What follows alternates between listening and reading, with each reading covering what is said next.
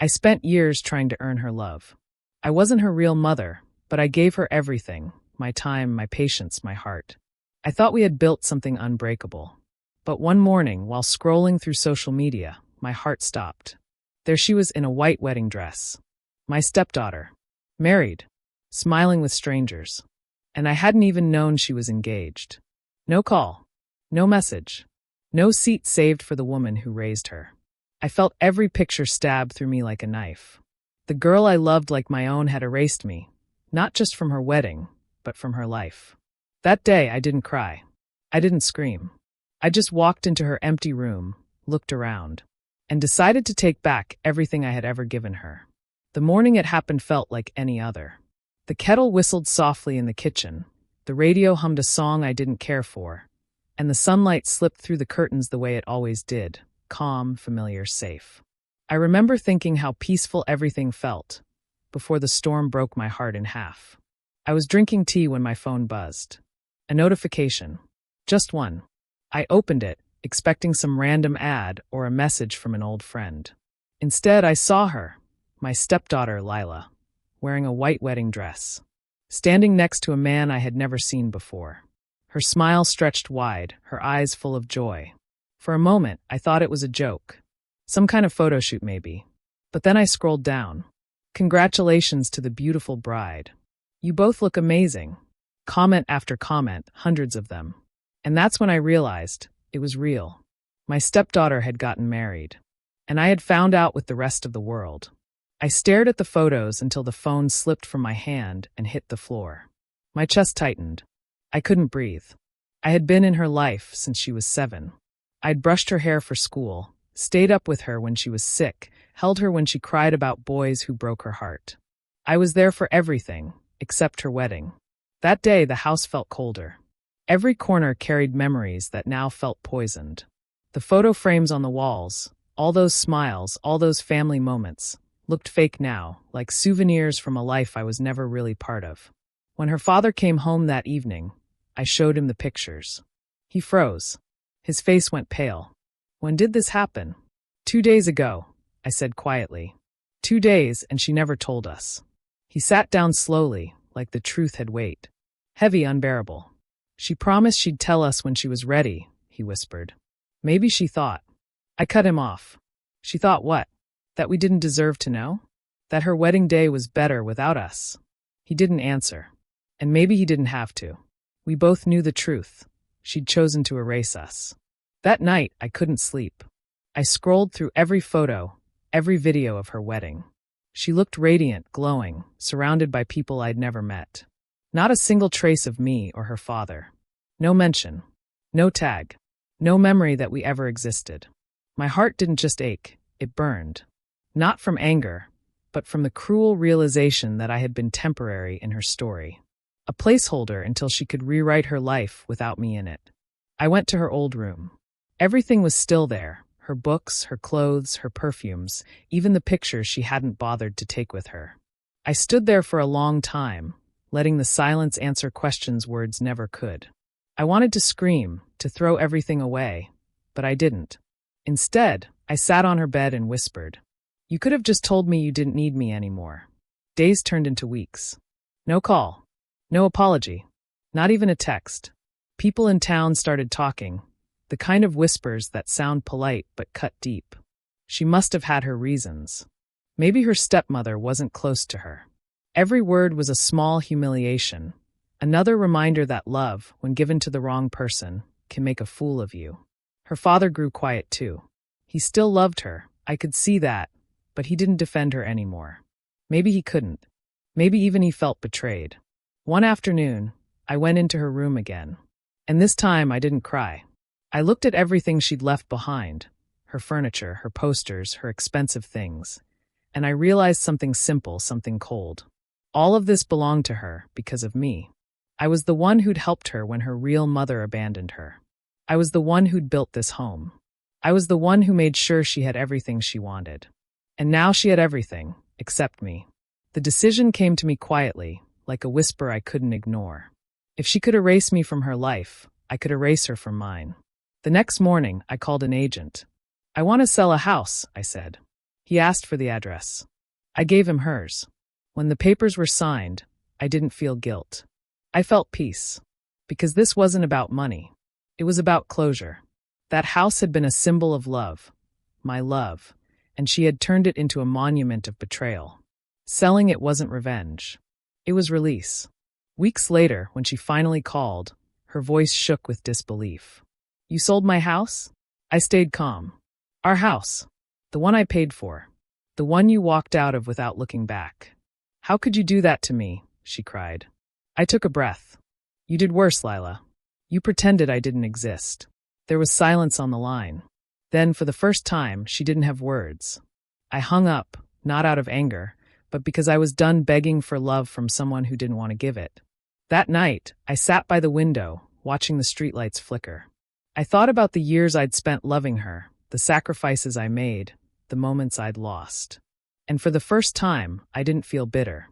Sometimes, the hardest part of love isn't losing someone. It's realizing you never truly had them. A week passed after that call. No messages. No visits. No apology. Just silence, thick, heavy, unshakable silence that filled every corner of my home like smoke after a fire. I thought I'd feel satisfied. I had sold the house, erased her from the walls of my life, and ended the chapter that hurt the most. But satisfaction never came. Only an ache, dull, constant, familiar.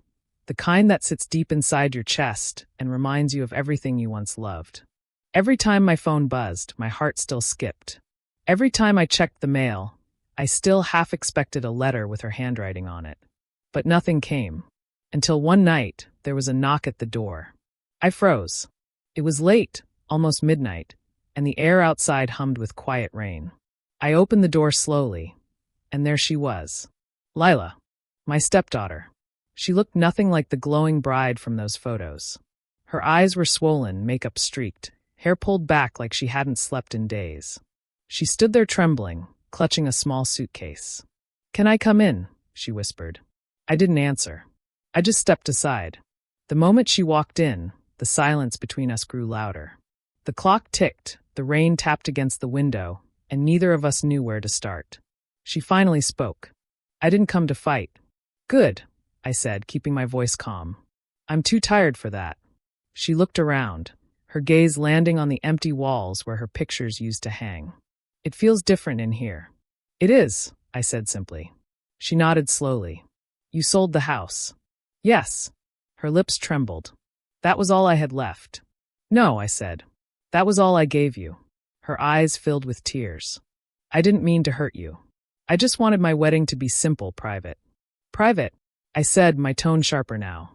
You made it public on social media, Lila. The world knew before your own family did. She looked down, guilt written all over her face. I thought you wouldn't come. Why? Because you're not my real mother. The words hung in the air like a blade. For a moment, I couldn't speak. My throat closed up, my chest tightened. But when I finally found my voice, it came out steady. No, I said softly. I'm not your real mother. I'm the one who stayed when she left. The one who showed up when you cried. The one who fought for you when no one else did. She looked up, her tears spilling freely now. I know, she whispered. And that's why I can't forgive myself. She sat down on the couch, hands shaking. He didn't want me to invite you, she said quietly. He said it would make things complicated. That my father and you would make it awkward. I clenched my jaw. And you agreed? I was scared, she said, voice cracking. Scared of losing him. Scared of losing both of you. And in trying to keep everyone happy, I lost everything. Her honesty hit harder than any excuse could have. I saw it. The regret in her eyes, the weight of her choices pressing down like a shadow she couldn't escape. Why come back now? I asked. She looked at me with trembling eyes. Because I saw what you did. You sold the house. I thought it would make me hate you. But instead, it made me realize how much I hurt you. I didn't know what to say. Part of me wanted to stay cold, to remind her that some mistakes can't be undone. But another part, the softer one I'd buried under layers of anger, wanted to hold her and tell her it was okay. Where's your husband? I finally asked. She hesitated. Gone. He left 2 weeks after the wedding. I blinked. He left you. She nodded, her voice barely a whisper. He said I was too attached to the past, that I didn't know who I was without trying to please everyone. He was right. She started crying then, not the shallow kind, but the deep, broken kind that comes from regret too heavy to carry. For the first time in months, I saw my little girl again. Not the woman who betrayed me, but the child I once loved, sitting there lost and scared. Without saying a word, I stood up and went to the kitchen. I poured 2 cups of tea. When I handed hers over, her hands shook so badly that I had to help her hold it. I don't know if I can forgive you yet, I said honestly. But I can't watch you fall apart either. She nodded, wiping her tears. I don't deserve your forgiveness. No one ever really does, I said. That's why it's powerful. She looked at me like she was seeing me for the first time. You really did love me, didn't you? I still do, I said quietly. But love isn't always soft. Sometimes it teaches lessons the hard way. We sat in silence for a long time. The rain slowed, the night softened, and something unspoken settled between us. Not peace, not yet, but the fragile beginning of it. Before she left that night, she stood at the door and said, I don't know how to fix this. I looked at her, exhausted but calm. You don't fix love, Lila. You rebuild it, one brick at a time. She nodded slowly. Then I'll start tomorrow. And for the first time since the wedding, I believed her. When she walked away into the night, I stood by the window and watched her go. The ache was still there, it might never leave, but beneath it, something else had begun to grow. Something small, quiet, and stubborn. Hope. And maybe that was enough for now. The next morning, sunlight poured through the curtains like a quiet invitation. A sign, maybe, that something had shifted in the air. I hadn't slept much. Every time I closed my eyes, I saw Lila's face. Not the defiant woman who'd left, but the broken girl who'd stood on my doorstep, drenched in rain and regret. Her words replayed in my head. I'll start tomorrow. I didn't know if I believed her. But somehow, those words had settled into my chest like a fragile promise. By noon, there was another knock on the door. I half expected her not to show. But she did, holding 2 cups of coffee and a nervous smile. I didn't know how you take it anymore, she said softly. So I brought both. I wanted to stay cold, distant. But when I saw her eyes, tired, honest, and raw, I couldn't. Sit down, I said quietly. We can start with coffee. She smiled faintly, as if grateful for even that small mercy. The first few days were awkward. She'd come over in the mornings, help with chores, sit silently at the table, and leave before sunset. We didn't talk about the past, not directly. But it lingered in every word, every pause, every look we shared. One afternoon, I found her in the garden, kneeling in the dirt, pulling weeds from the flower beds that had long gone dry. What are you doing? I asked. She looked up, wiping sweat from her forehead. Trying to fix something I can. There was something about the simplicity of it that broke me a little. She wasn't trying to erase what she'd done. She was just trying. So I joined her. Side by side, in silence, we worked. By evening, the garden looked alive again, not perfect, but breathing. And maybe that was the point.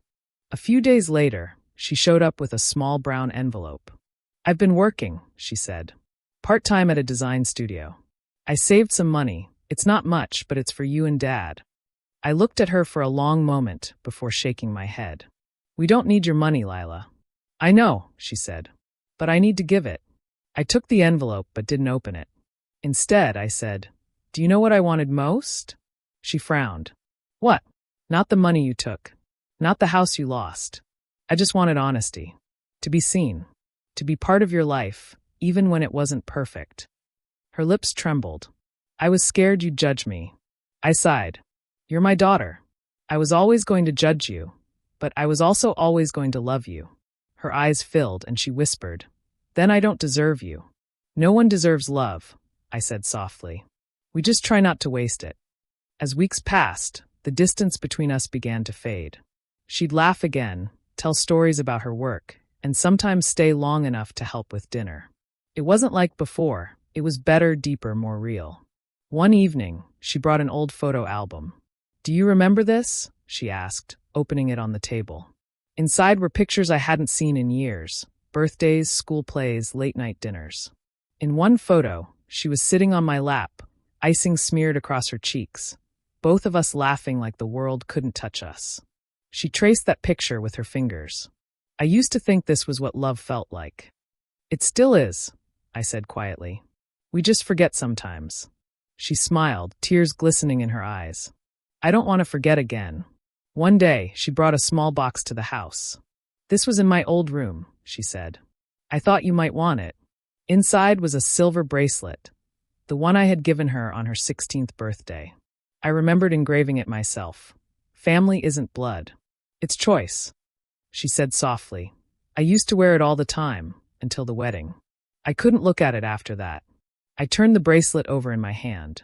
The words had faded, but the meaning hadn't. When I looked up, she was crying silently. Without saying a word, I clasped it around her wrist. It was never meant to remind you of me, I said.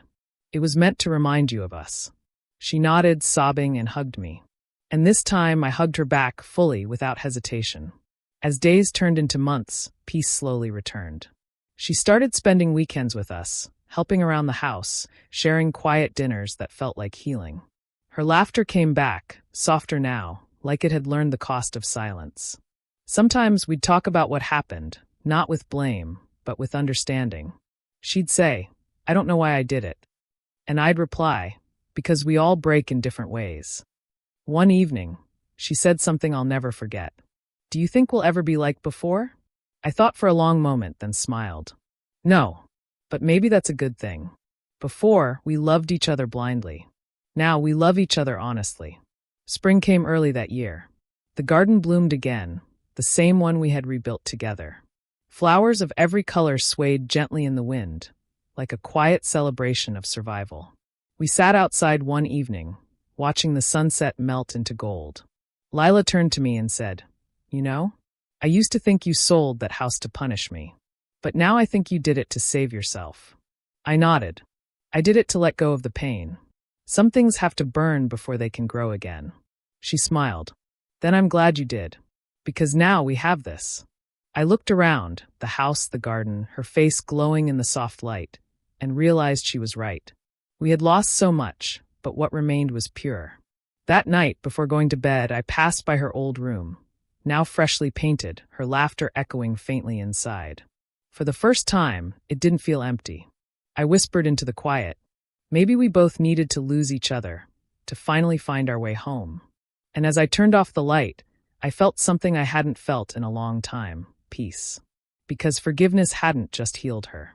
It had healed me too.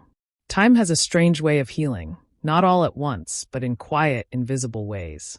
A year had passed since Lila came back. And though the scars still lived in our hearts, they no longer hurt to touch. Life had softened again. Mornings were filled with the smell of coffee and the sound of laughter. Evenings with stories, silence, and comfort. We didn't talk much about the wedding anymore. It was a chapter closed, sealed by pain, but rewritten by love. And yet, sometimes when I passed the mirror, I'd catch my reflection and think, this is what survival looks like. One Saturday, I found an envelope on the dining table. My name written in her handwriting. I opened it slowly.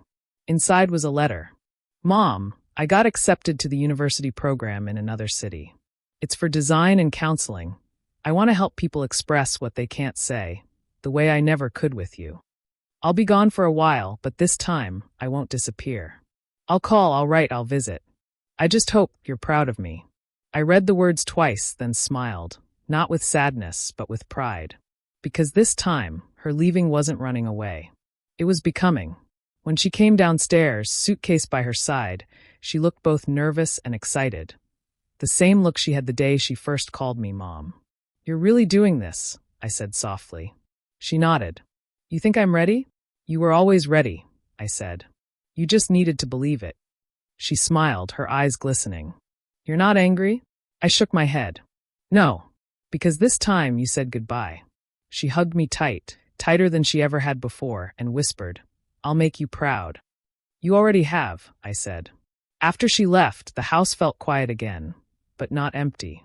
Her laughter still lingered in the walls, her scent still clung to the air, her energy still danced in every room. It wasn't loss anymore. It was legacy. That evening, I went to her old room. On her desk was a framed photo, the two of us in the garden, covered in dirt and smiling like fools. Taped to the back of the frame was a small note. You taught me that love isn't perfect, but it's patient. Thank you for never giving up on me. I held it close to my heart and whispered, You taught me that too. Months passed. Lila called every weekend, sometimes to talk about school, sometimes just to hear my voice. She sounded happier than I'd ever heard her. I'd listen, smiling quietly, realizing that this peace, was the real reward for all the years of heartbreak. Her father and I visited her once. She showed us her apartment, small, cozy, with plants by the window and art on the walls. There was a photo of us on her shelf, right beside her wedding picture. I didn't take it down, she said softly, catching my gaze. I just learned to live with both. That line stayed with me for days. Learn to live with both. Pain and peace. Loss and love. Regret and redemption. Maybe that's what healing really is. Not choosing one over the other, but learning to carry both gracefully. One evening, she called with a tremor in her voice. Mom. Yes, sweetheart? I've been thinking about everything that happened. About how I hurt you. And I realized something. What's that? That you didn't forgive me to make me feel better. You forgave me so you could live again. I smiled, a tear slipping down my cheek. Maybe both. She laughed softly. You always were the strong one. I looked out the window, watching the sky fade into orange. No, Lila. Strength isn't never breaking. It's breaking, and choosing to love anyway. For a moment, neither of us spoke. We didn't need to. Silence between us now wasn't painful anymore. It was peaceful. A year later, she came home for the holidays. We decorated the tree together, cooked dinner, and watched old movies until midnight. At one point, she handed me a small box wrapped in gold paper. What's this? I asked. Just open it. Inside was a tiny silver keychain shaped like a house. On it, engraved in delicate letters, were the words, Home isn't a place. It's a person. I looked at her, speechless. She smiled. It's for the house you sold. Tears filled my eyes. It's beautiful, I whispered. She nodded. It reminds me that even when we lose everything, we can still rebuild. I reached out, cupping her face gently. You already rebuilt us. That night, after she went to bed, I stood by the window, the same place where I once stood after selling her house. Back then, I'd looked out with anger and emptiness. Now I looked out with peace. The moonlight spilled across the floor, and I whispered a small prayer of gratitude. For her growth. For our healing. For the strange way pain becomes purpose when you don't let it destroy you. I realized then that forgiveness hadn't been the end of our story. It had been the beginning of a new one. One where love wasn't blind anymore, but wise, scarred, and real. And maybe that's the kind of love that lasts.